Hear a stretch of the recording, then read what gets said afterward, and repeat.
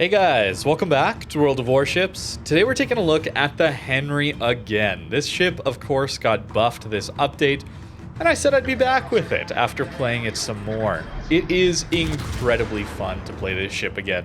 It's been so long. This ship has amazing acceleration now. That's the main buff here, if you missed that initial video. This ship now has standard cruiser acceleration. Previously, it took around double the time that a normal cruiser would to get up to full speed, which led to a ship that was rather uncomfortable to play, one that would often take massive damage at even long ranges against battleships. And that's to be expected, I suppose, when you're playing a cruiser, but that was one of the massive strengths of Henri. Sure, it's massive, only has 30 millimeters of armor, but you could actually dodge a lot of the incoming fire. And then they nerfed it. Probably for good reason. Back in the day, this thing was absolutely ridiculous. Nowadays, the meta has evolved, let's say. And I think Henri is still very powerful, but maybe not as oppressive as it was back in the day. We do have very slow shell velocity out to range. That's the thing I've noticed most as I've been playing it again.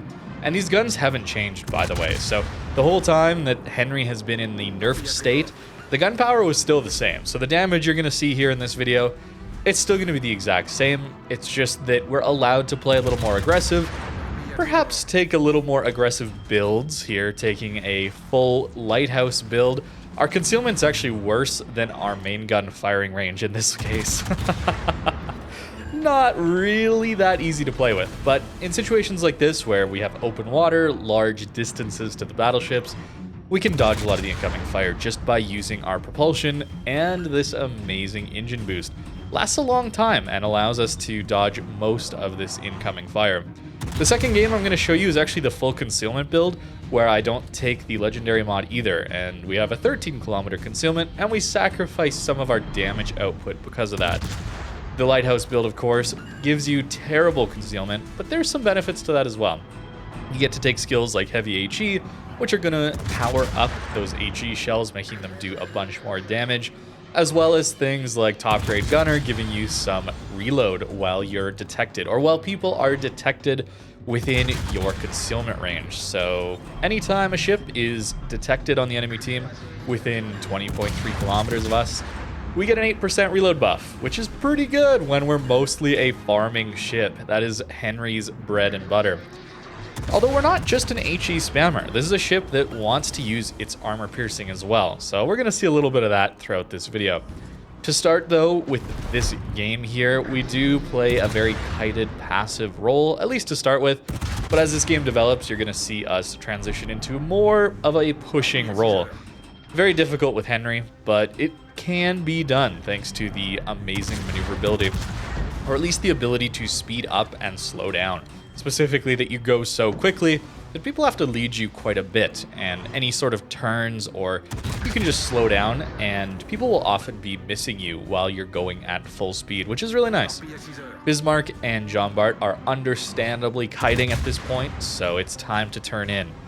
And we have a destroyer to deal with. I was checking the team list there just to make sure what DD it was before I ate that torpedo. It's just a Holland, so it's okay to eat a torp here or there. Not great, but it's alright. It's not going to do massive damage. If it's a Shimakaze or something like that, well, we're going to try much harder to dodge those torpedoes. We're going to push. Montana is going to push with us, which is very, very useful. And hopefully the torps go for the Montana as our hydro is down. But we're so quick that, I mean, even Holland with its fast torpedoes gets to lead a long ways, so any sort of maneuvering we can do should mitigate that incoming damage. Here I decide to slow down and turn in to try and dodge this Jean Bart salvo, and we actually slow down into the salvo. Most of it misses because of the turn in, but if I had just gone at full speed, that entire salvo would have just missed. That's how fast Henri is, and it's really, really nice to have that ability to slow down and then get back up to speed rather quickly. It's not just for the almost stationary speed juking like I've been doing a lot in these videos. It's nice to get to full speed quickly as well. Buffalo at long range. Buffalo got some nice buffs this update as well. If you missed that video, very, very fun ship to play at tier 9. Especially in tier 9 ranked, I think it could be an absolute monster. But reload boosted AP here is going to do some decent damage. Unfortunately, the Buffalo goes dark, so we're not actually going to get too much more damage into him. But easily able to Citadel a Buffalo there at 17 kilometers. Even though the shells are floaty, you know, we don't have the fastest shell velocity, they have decent AP pen. They're still not quite at Moskva levels or Castilla levels, but they're pretty close, within 10 to 20 millimeters of pen at 15 kilometers, at 292 specifically. So more than enough for even heavy cruisers. There we go, nice little 16k volley there. Only one Citadel yet again, but it's powerful, man. It's very, very powerful, this ship. And speaking of Castilla, I actually want to take a look at that ship again. After playing Henri here, I kind of think they tried to make Castilla into the modern day Henri with its burst fire, sort of mimicking a reload booster, and that ship, of course, having no speed boost or any sort of throttle juking ability like that. But a burst fire, very powerful main guns there.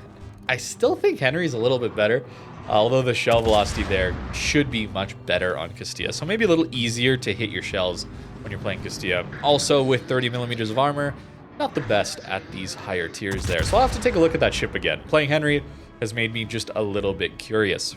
We're using some of our reload boosters again, a little bit more aggressive. I'm still a little bit too, I don't know, greedy with them, I guess is the right way to put it.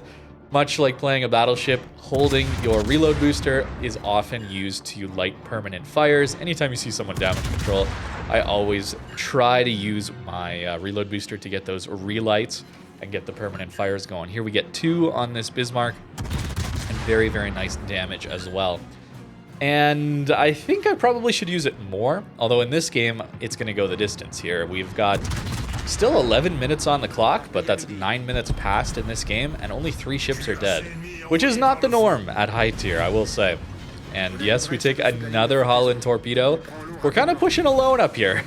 A little bit scary, although fortunately it's just been a Bismarck and a Jean Bart so far as the battleships, so not too scary, at least for us. We should be able to angle to most of those shells. Not directly bow in, of course, but mostly angle. Here I probably should have swapped to the HE. AP's typically not going to do too much damage into destroyers unless we can get full pens, which is unlikely, although we do manage to get 1 there. I am taking the expert loader or gun feeder, whatever it's called now, since, again, I really do like the AP on Henri here, so I want to be using both the high explosive as well as that armor piercing. Decent damage into the Holland, but unfortunately our reload booster is just a little bit late to come off cooldown, so not able to get much more damage into him there. That's another great use for the reload booster, is when a destroyer is spotted, getting into an engagement with your destroyer, getting that extra damage in is very impactful for winning games. It's not just about farming damage. You can win games with these ships. Of course, it is down to farming damage. That's how they apply pressure and have battle impact. But there's different ways to get that damage. You don't have to just farm battleships all the time. Going after radar cruisers, if you can find them broadside with that AP, or helping your DDs with that high explosive. Although, yeah, the slow shells mean getting into those DD engagements or helping on those DD engagements is much more difficult than something like a Zhao or a Venezia, right? Where the sap on Venice is just insane and the shell velocity is much better. Maybe the accuracy as well. Certainly Zhao accuracy is very, very good.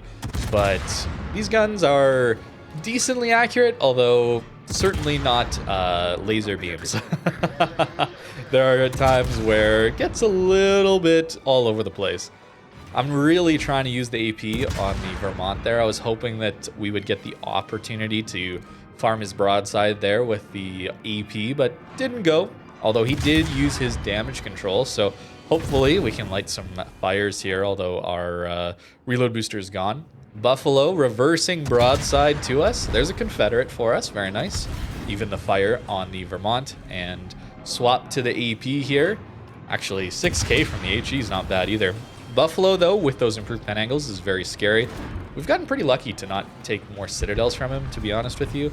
Maybe that's the Henri's spaced armor. We'll look at the armor in a bit, but there's kind of the original black hole armor was introduced with Henri, where there's massive gaps between the external plating and actually where the citadel is. So for some reason, shells just disappear in there. Black hole is the nickname, of course. But we do get another citadel in on the Buffalo, and 224,000 damage. And we're pushing the north here. If you remember, or I mean, listening to some of these videos in the past, this is always what I advise against. I'm doing what I tell you guys not to do, which is when you've won a flank, in this case the A flank here, don't push the enemy's spawn. It typically goes poorly. I say that a lot. And I've done that here, and it works out for us, but it's pretty uncomfortable.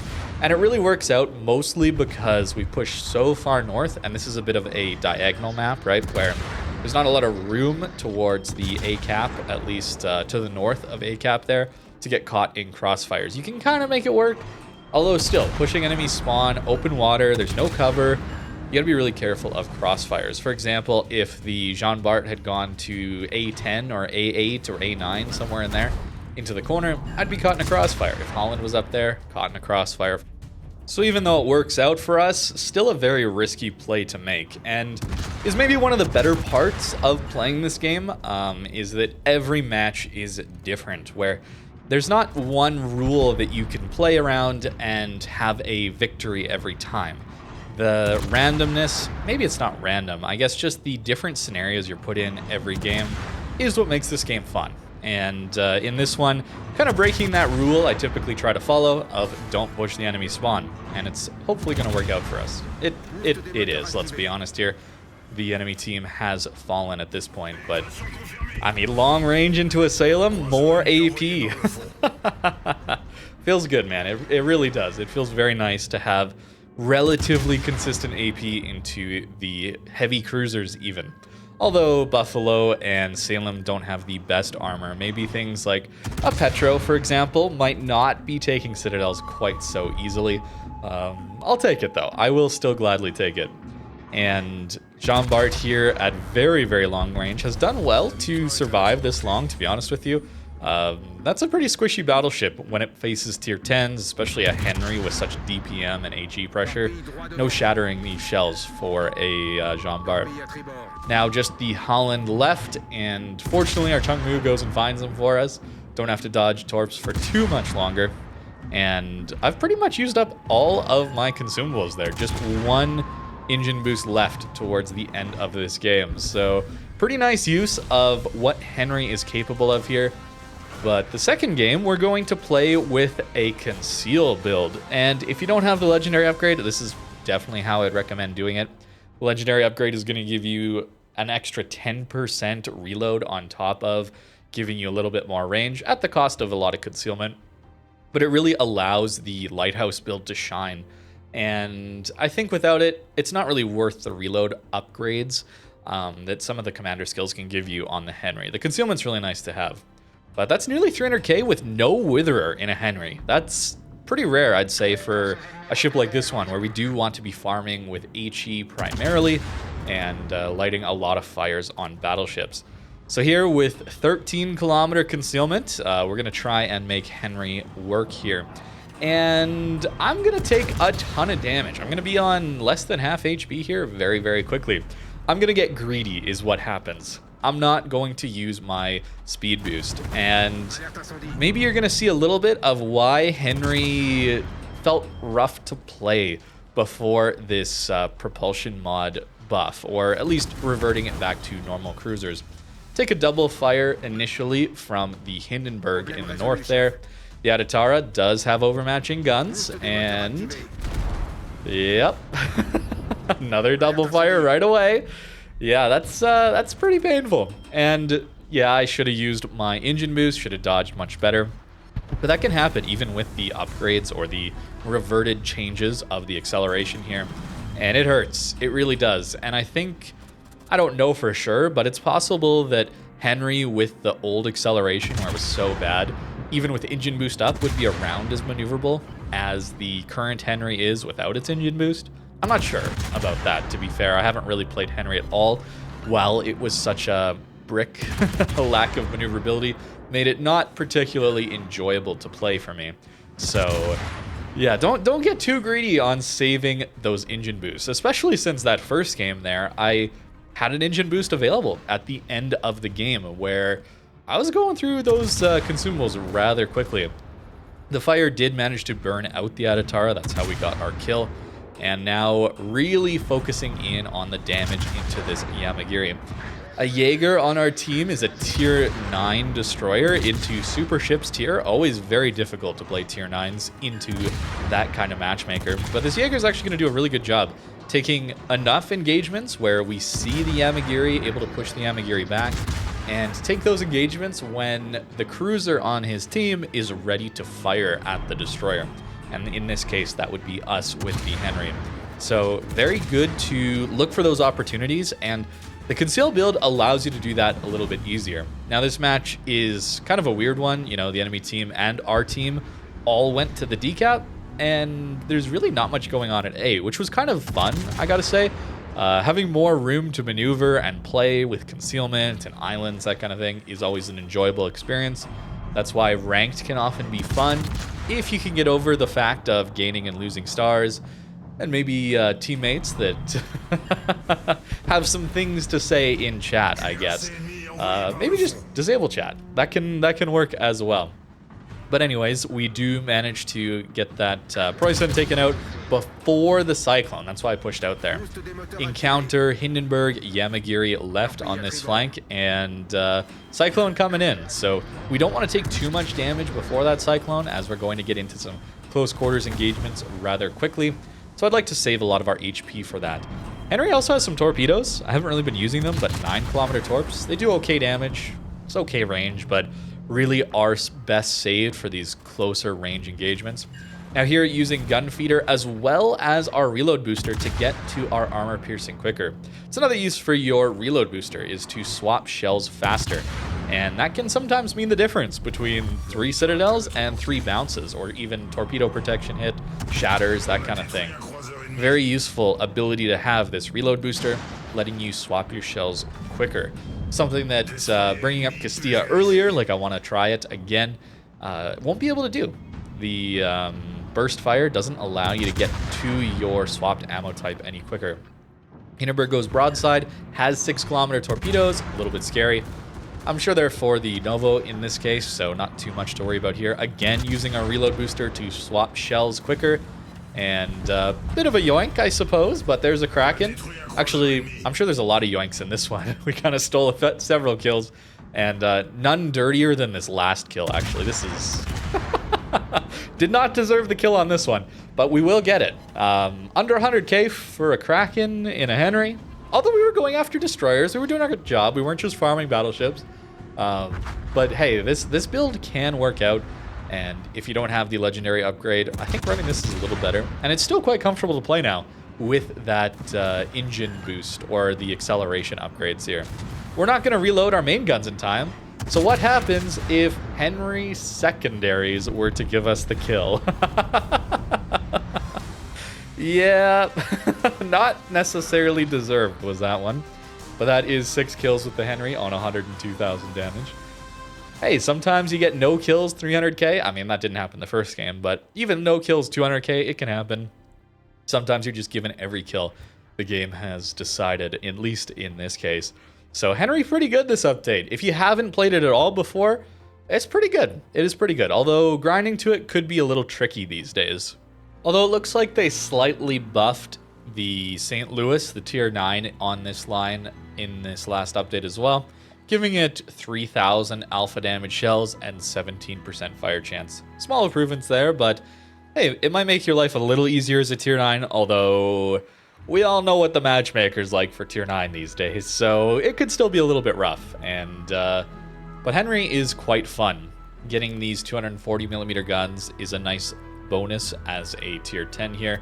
Certainly the lower tier ones, I think they only get 203s, so this gun caliber is a very nice upgrade. Here's the build I was running for the more standard build. We get ourselves 13-kilometer detection, only 19 kilometers of range, which can sometimes feel like it's not enough, but with this maneuverability, we should be able to survive in those ranges. and still do some good damage. Although, don't be greedy with your engine boost and assume you can dodge without it, because, yeah, you might just lose over half your HP instantly like I did. The Lighthouse build I was running looked a little bit more like this. You can play around with it a lot. There's a lot of different things you can try, but getting your engine boost to have more duration and getting it back to it quicker, that's often your lifeline, especially without any concealment on this ship. Yeah, it's actually really nice to take these two upgrades on the Henri. And then modules-wise, this is what I was running for the Conceal build. And if you want to run the Lighthouse build, I do think you should have the Legendary upgrade. It gives you more range as well as more damage output at the cost of what is essentially 20% concealment, because you remove the 10% here, and then you have that penalty of 10% on the Legendary upgrade. So what are we at now? 16.6. And we go to 20.3. Very difficult to use, but that extra damage can be very, very nice. That extra DPM is very, very good to have on something like the Henri. And then for the armor real quick, yeah, it's just 30. It's a big ship to just have 30. You will take a lot of damage at these higher tiers these days. But here is the Citadel above water. Doesn't seem very well armored, but that's where these like angled and extra plates come in. 30 plus 140 plus another 45. Yeah, there's a big gap in here where shells can just magically disappear into the black hole armor, as it were. But that's it for the Henri for today. A lot of fun with this thing again, although I haven't played against it too much, so I'm not sure how oppressive it's going to be in the random pool, but it's fun to play again. So let me know what you think in the comments down below. Thank you very much for watching, and have a great rest of your day.